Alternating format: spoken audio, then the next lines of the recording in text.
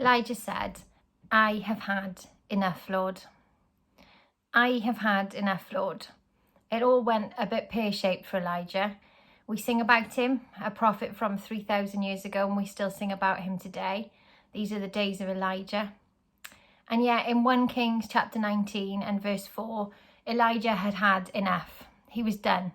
He sat down under a bush and prayed to God to take his life. "I have had enough, Lord. Take my life. I am no better than my ancestors."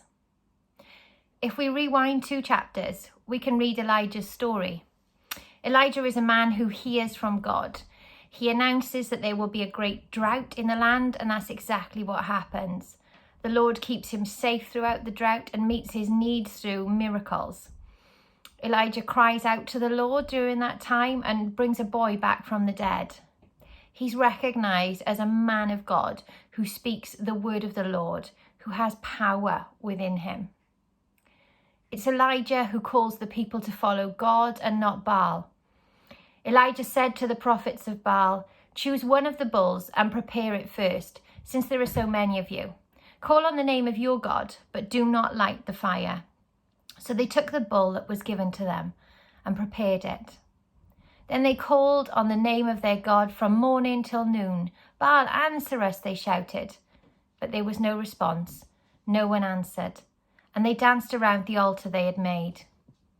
At noon, Elijah began to taunt them. "Shout louder," he said. "Surely he is a god. Perhaps he is deep in thought, or busy, or traveling. Maybe he's sleeping and must be awakened." So they shouted louder and slashed themselves with swords and spears, as was their custom, until their blood flowed. Midday passed, and they continued their frantic prophesying until the time for the evening sacrifice. But there was no response. No one answered. No one paid attention. Then Elijah said to all the people, "Come here to me." They came to him, and he repaired the altar of the Lord which had been torn down. Elijah took 12 stones, one for each of the tribes descended from Jacob, to whom the word of the Lord had come, saying, "Your name shall be Israel." With the stones, he built an altar in the name of the Lord, and he dug a trench round it, large enough to hold 2 sacks of seed. He arranged the wood, cut the bull into pieces, and laid it on the wood. Then he said to them, "Fill 4 large jars with water and put it on the offering and on the wood." "Do it again," he said, and they did it again. "Do it a 3rd time," he ordered, and they soaked it again a 3rd time. The water ran down around the altar and even filled the trench. At the time of the sacrifice, the prophet Elijah stepped forward and prayed, "Lord, the God of Abraham, Isaac, and Israel, let it be known today that you are God in Israel, and that I am your servant, and have done all these things at your command. Answer me, Lord, answer me, so these people will know that you, Lord, are God, and that you are turning their hearts back again." Then the fire of the Lord fell and burnt up the sacrifice, the wood, the stones, and the soil, and also licked up the water in the trench. When all the people saw this, they fell to the ground and cried, "The Lord, he is God. The Lord, he is God." That's Elijah. Imagine having him in your house group. How did you see God move this week? "Oh, well, I called down his fire from heaven." Such unfailing confidence that his God will come through for him.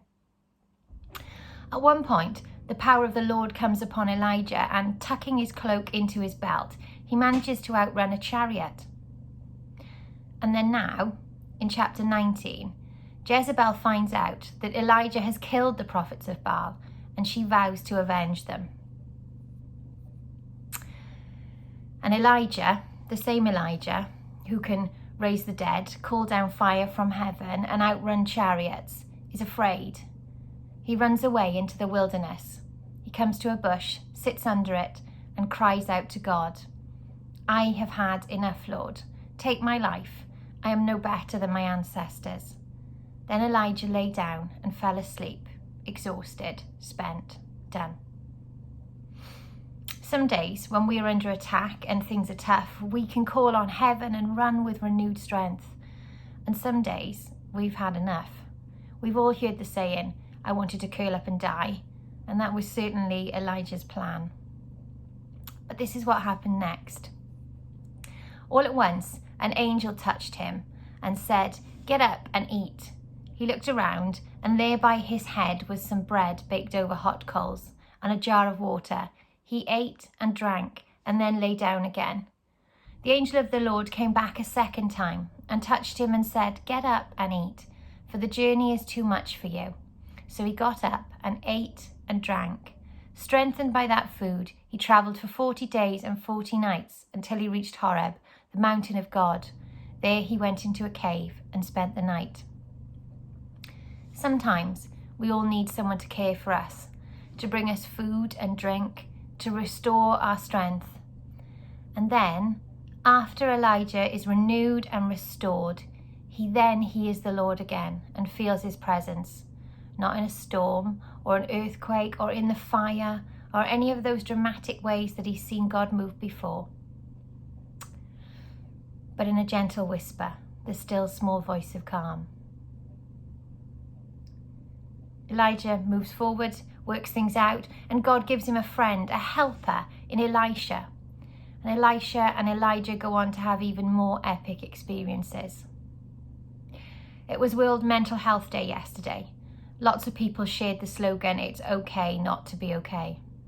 And that goes for the people of God too. Elijah wasn't okay. He'd had enough. He wanted to curl up and die.